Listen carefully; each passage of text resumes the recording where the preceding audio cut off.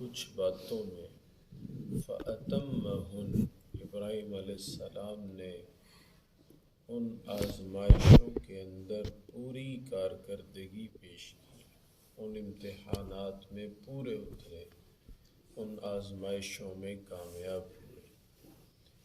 صاحب ایمان آدمی کا ایمان جس سطح کا ہوتا ہے اس کے لیے ایمان کے راستے میں آزمائشیں بھی اسی سطح کی ہوتی ہیں۔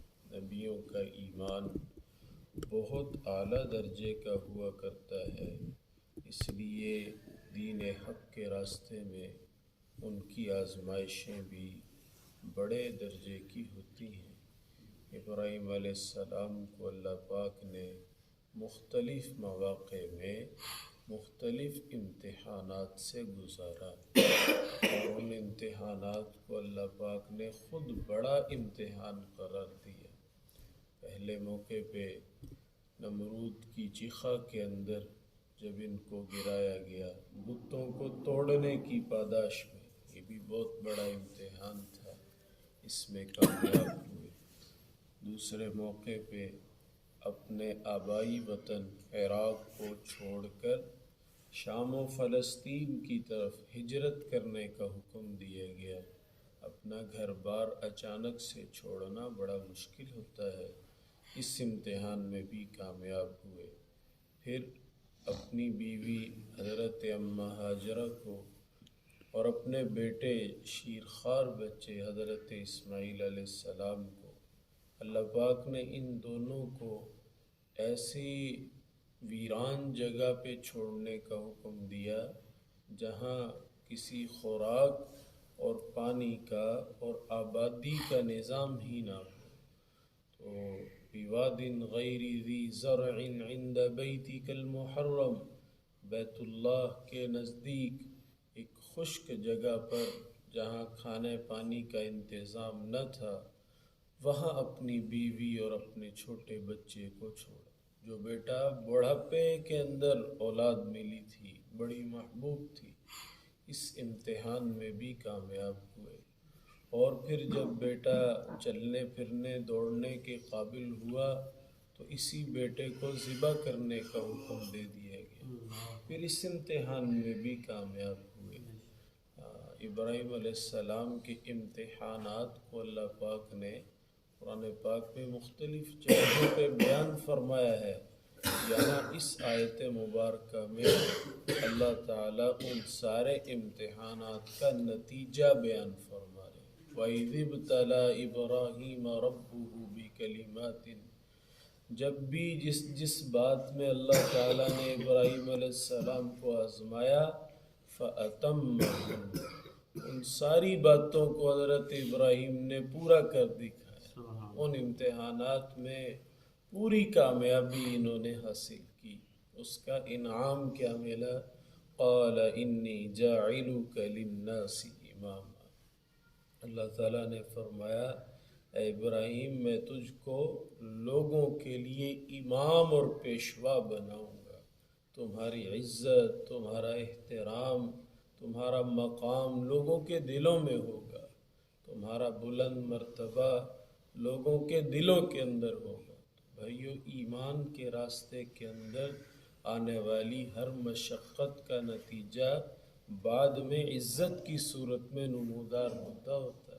صحابہ کرام کو بھی آزمایا گیا ایمان کے راستے کے اندر، تیل کے جلتے ہوئے کڑاہوں میں ڈال دیا گیا اور سولی چڑھا دیا گیا، اور ایک ایک دن میں 70 صحابہ بیر معونہ پہ 70 صحابہ شہید ہو گئے، غداری کے ساتھ شہید کیا گیا۔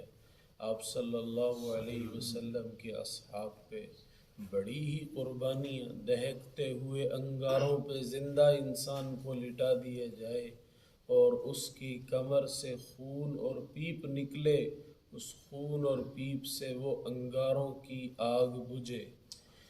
کس سطح کی قربانی ہے، کس سطح کی قربانی! ایک زندہ انسان کو اس کے گلے کے اندر کپڑا ڈال کے گلیوں کے اندر گھسیٹا جائے، کس سطح کی قربانی ہے! اللہ پاک نے صحابہ کرام کو ایمان کے راستے میں بڑی بڑی آزمائشوں سے گزارا۔ تو بھائیو ہم سب کو بھی اپنے ایمان پہ ثابت قدمی دکھانی چاہیے، ثابت قدمی دکھانی چاہیے۔ ہر زمانے میں ایمان والوں کے راستے میں آزمائشیں مختلف قسم کی آتی ہیں۔ ہمارے زمانے میں اہل ایمان کے لیے آزمائشیں جسمانی کم ہیں، مادی آزمائشیں زیادہ ہیں۔ یہ بات ذرا توجہ سے لینے کی ہے۔ ہمارے زمانے میں ایمان کے راستے کے اندر جسمانی آزمائشیں کم ہیں، مادیت سے ایمان آزمایا جاتا ہے۔ ایک نوجوان کو کہا جاتا ہے ایمان چھوڑ دو، فلاں ملک کا ویزا لے لو، ایمان چھوڑ دو، فلاں لڑکی سے تمہاری شادی کر دیتے، ایمان چھوڑ دو، تم بے روزگار ہو نا، تمہیں ہم بڑا اچھا روزگار دے دیں گے، ہم تمہیں فلاں کمپنی کا بہت اچھی پوسٹ پہ، اچھے منصب پہ تمہیں لگا دیں گے۔ ہمارے زمانے میں ایمان کے راستے میں جو آزمائشیں آتی ہیں وہ اور نوعیت کی ہیں۔ یہاں چمڑیاں اور کھالیں نہیں نوچی جا رہی، یہاں بندوق سر پہ رکھ کے نہیں کہا جا رہا ایمان چھوڑ دو، یہاں مادیت کا جال بچھایا جا رہا ہے۔ مادیت کے جال میں مسلم مومن نوجوان کو پھنسایا اور الجھایا جا رہا ہے۔ اس لیے ہمیں اپنے زمانے کے فتنوں اور باطل کی شناخت ہونی چاہیے اور اس سے بچنے کی تدبیریں بھی ہونی چاہیے۔ اس لیے ہمیں کوشش کرنی چاہیے اپنے نوجوان بچوں کی ایسی تربیت کی جائے مشکل سے مشکل حالات میں ایمان ہاتھ سے نہ جائے۔ ہمارے پنجاب کی ایک خاتون یورپ جانے والے اپنے بچے سے کہنے لگی، پنجاب میں مائیں سادہ مزاج کی ہوتی ہیں، کہنے لگی بیٹا وہاں تمہیں بکسا بھر کے، بریف کیس بھر کے بھی ڈالروں کا دے، ایمان نہ چھوڑنا، مدینے والے سے اپنی نسبت پہ فرق نہ آنے دے۔ یہ سادہ انداز سے نصیحتیں ہوتی تھی۔ تو ہمارا اپنے بچوں سے یہی کہنا ہو کہ بیٹا کالج جاؤ، یونیورسٹی جاؤ، جہاں جانا ہے اکیڈمی جاؤ، دوسرے ملک میں ملازمت کے لیے جاؤ، لیکن وہاں مسلمان بن کے جیو۔ وَلَا تَمُوتُنَّ إِلَّا وَأَنْتُمْ مُسْلِمُونَ۔ اللہ تعالیٰ ارشاد فرما رہے ہیں جب تمہیں موت آئے تو تم میرے فرما بردار ہو، تم میری مان کر چلنے والے ہو۔ جہاں بھی انسان ہو اللہ کے نبی کی مان کر ہم چلنے والے ہوں۔ اس کا نتیجہ یہ ہوتا ہے جب انسان آزمائشوں میں صبر کرتا ہے، استقامت سے رہتا ہے، اللہ عزت دیتے ہیں۔ یہ فرمایا انی جاعلک للناس اماما، آپ ہماری خاطر آگ میں گرے، ملک کو چھوڑا، بیوی بچوں کو خشک وادیوں میں چھوڑا، بیٹے کو ذبح کرنے چلے گئے۔ اب ان امتحانات میں کامیابی پہ ہم آپ کو عزت کا تاج پہنائیں گے۔